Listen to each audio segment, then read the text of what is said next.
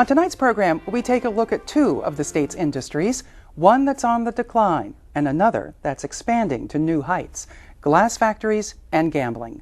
Fenton Glass in Wood County has been one of the last holdouts in the state's steadily diminishing glass industry.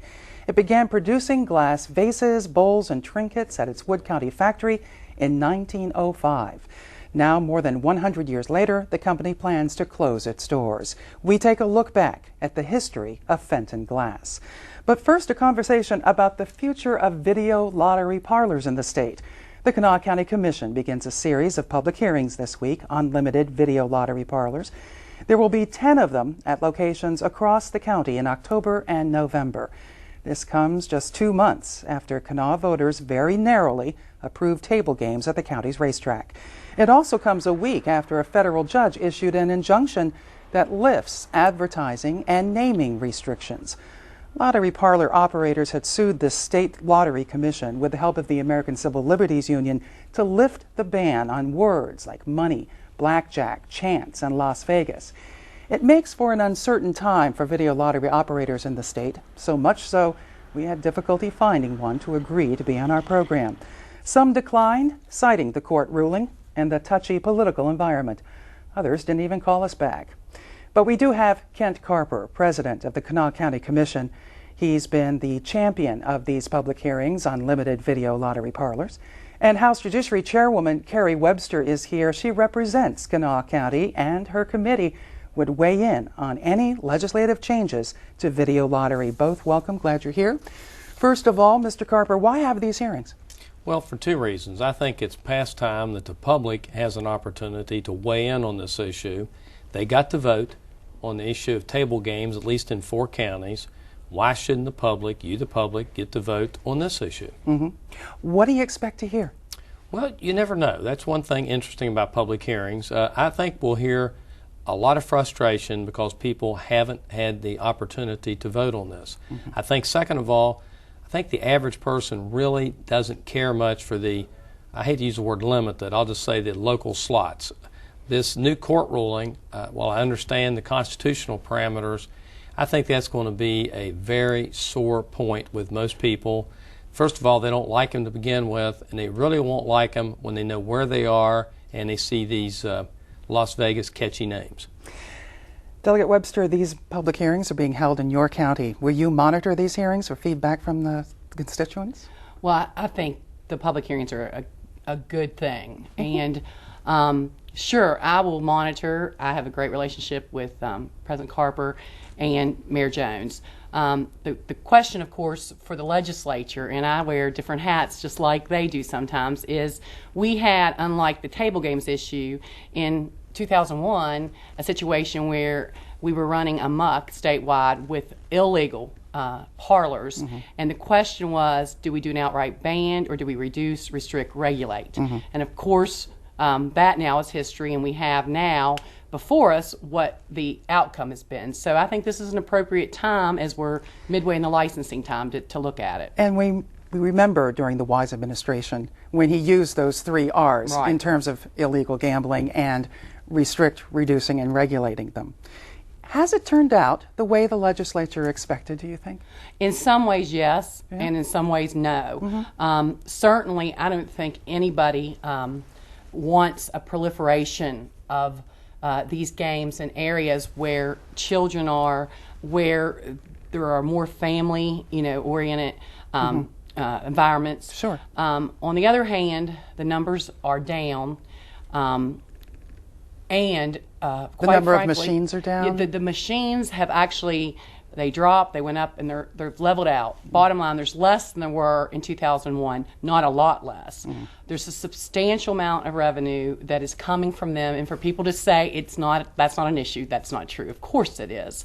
But I think that the zoning is really the only area of local government that they have control over. And that's a frustration, I think, for the city of Charleston, for the county.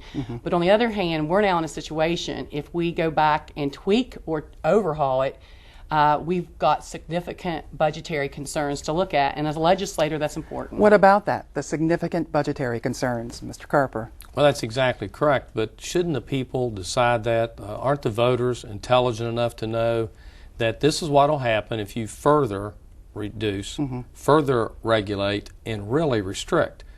Can't we trust the voters to know the repercussions from that and let them vote on it? The voters voted for the constitutional amendment that created the state lottery. Well, the voters voted for the Liquor by the Drink Act, too, and I don't think they really knew what happened. And I think there's been a great argument when they voted for the lottery.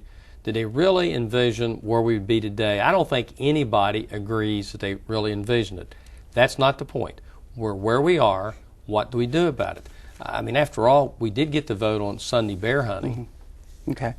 There is frustration out there in not only Charleston, not only Kanawha County, the northern panhandle, very frustrated with the video parlor situation. These licenses are up for renewal in what, 2010? Is there any kind of mindset in the legislature to revisit this law and consider whether or not these budgetary restrictions notwithstanding, whether or not these are good for West Virginia? Well, to be honest, table games, what has been the issue du jour. Yeah. If public hearings in Kanawha County and elsewhere raise concerns, then I think like any issue, if it becomes big enough of a concern to voters, legislators are going to look at it. I will say, and I will leave him unnamed, I had a person that just set up one in Kanawha County right about the time the public hearings have started. They have a very restrictive drink limit.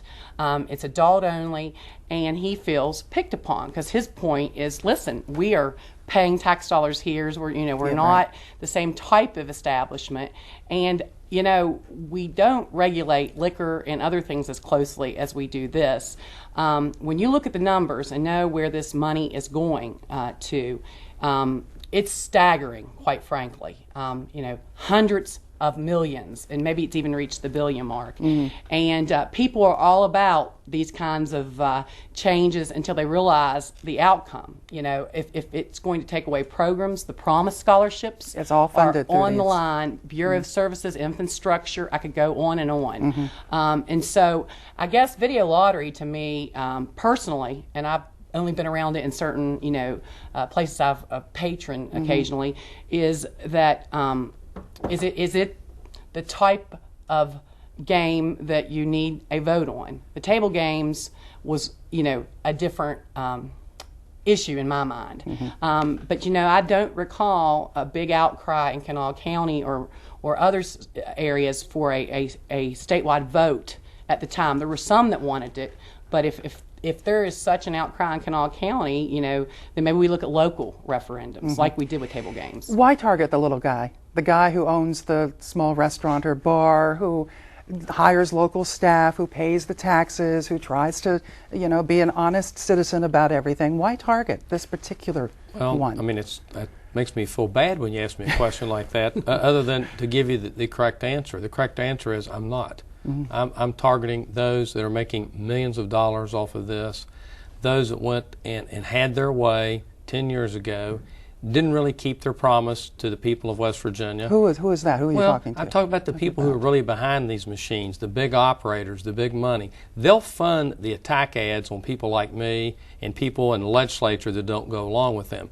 It is money driven. There is huge money involved in this, and it's a good thing to put a small face. Well, this is a small person who will lose their little restaurant if they can't have video games. Well, there may be an impact on the small person, but if you believe that there is societal cost with gambling, if you believe that the government ought to take that into account, then look at what the government has told us. They tell us that the neighborhood slots, the video lotteries in these small, up-in-your-face areas account to 80+% of the addiction. So that's what I'm targeting. You sound like an anti-gambling advocate, and yet you promoted table games. Yes, but look at my record on that. If you'll recall, I refused to support it in the legislature, refused to endorse it, said it would be up to the legislature, supported the fact that people would be allowed to vote on it, and if the people voted on it and passed it, I would support it. And I supported the fact that the governor signed the bill, the legislature signed, and sent it to us. And it was good for Kanawha County. But see, I see such a big difference between an area where it's segregated from the general community, you have to intentionally go to it, as opposed to having them strung out every place. Big difference. We will monitor these hearings as well. I'm sure you both will.